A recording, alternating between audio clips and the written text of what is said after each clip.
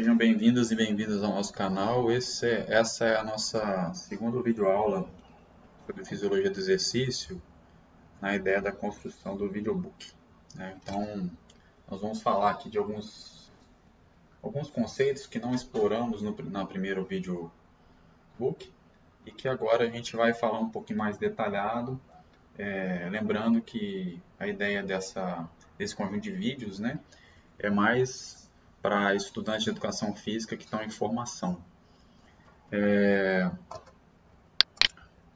A gente não comentou muito especificamente o que vem a ser esses dois termos aí. A gente falou sobre esses termos na primeira videoaula, comentamos sobre a homeostase e estado estável, mas não detalhamos, né, como que esse controle é feito, como que acontece no repouso, como que acontece no exercício. Então, o que vem a ser a homeostase, né? A homeostase é uma condição de equilíbrio dinâmica que o corpo tenta estabelecer das funções internas. Então, temperatura, pressão arterial, glicemia, são controladas de maneira quase constante, né? Elas ficam dentro de uma faixa aceitável e o corpo estabelece ali elementos, né? E consegue, de uma certa forma, elencar um conjunto de órgãos e tarefas para que isso se mantenha. O estado estável, na verdade, é uma homeostase no exercício, né? Uma vez que eu tenho o estresse do exercício, e aí o estresse do exercício altera as funções internas, como por exemplo no gráfico ao lado mostramos a frequência cardíaca se altera, e se o exercício for constante, né, há uma tendência de manutenção dessa variável frequência cardíaca ao longo do tempo. Obviamente, isso depende de N fatores que a gente vai tentar detalhar nos próximos capítulos, que a gente vai tentar conversar quando a gente for falar de cada sistema. Mas depende se a atividade está abaixo do limiar, é uma atividade mais leve, atividades acima do limiar dificilmente a gente consegue atingir o estado estável. Depende do nível de condicionamento físico.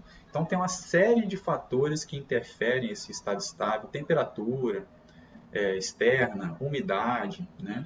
Então, existe uma série de fatores que vão interferir esse estado estável ao longo da atividade. Então, o estado estável, na verdade, é uma condição também dinâmica que acontece quando, na presença do exercício, de alguma forma o corpo consegue manter a estabilidade das funções importantes para o seu funcionamento.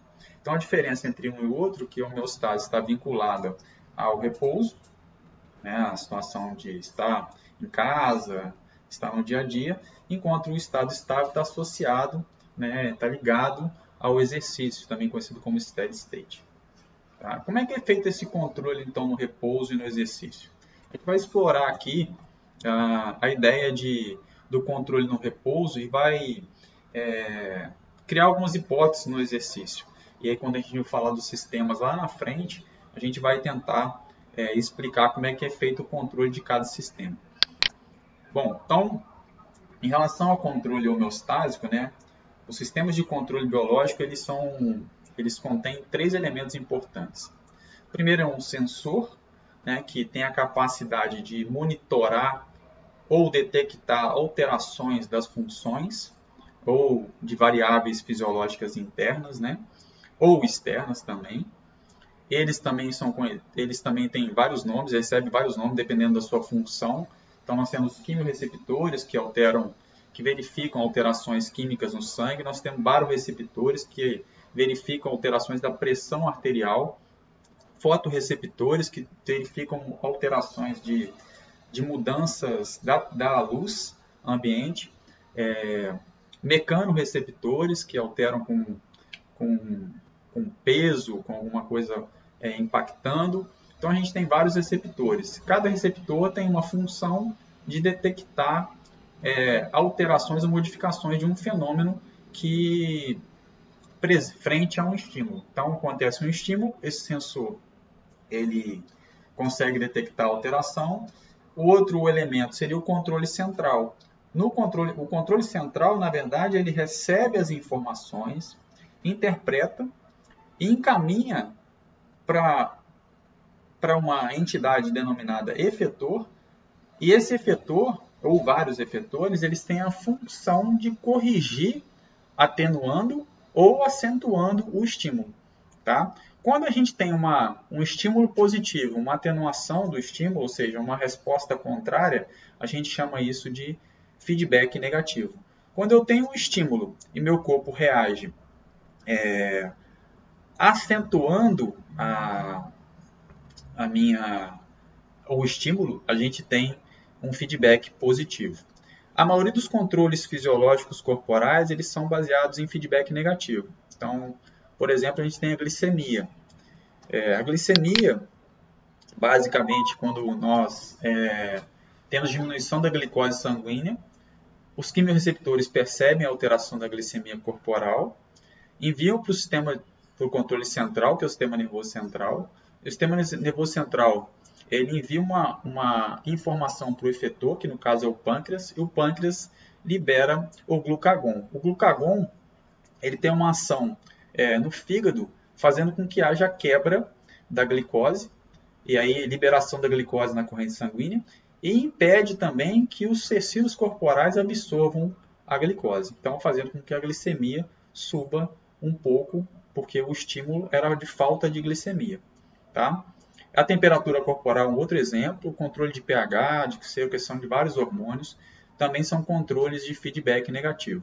O feedback positivo, que eu me lembro, eu acho que é relacionado ao parto, com a produção de ocitocina. Quanto mais contração, eu tenho produção de ocitocina, e a ocitocina provoca mais contração até o feto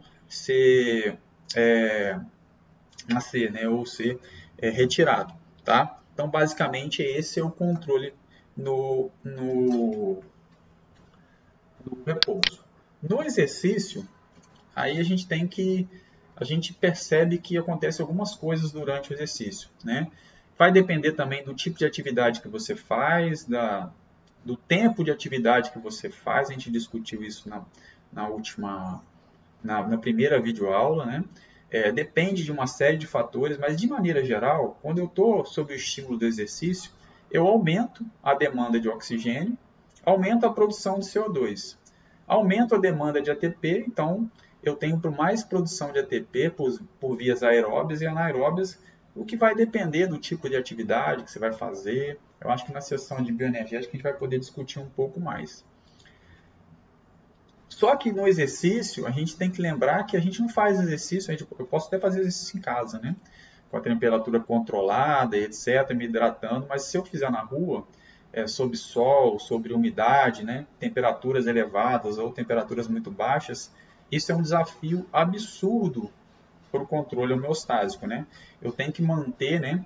E existem os possíveis fatores desafiadores da manutenção de equilíbrio das funções internas, que é o controle da glicemia, controle da temperatura corporal, né? Manter o aporte de ATP para aquela atividade, manter a demanda de oxigênio adequada. Então, isso tudo o corpo tem que se adequar a partir desses sistemas de controle para que as respostas sejam adequadas à intensidade do esforço, à duração do esforço.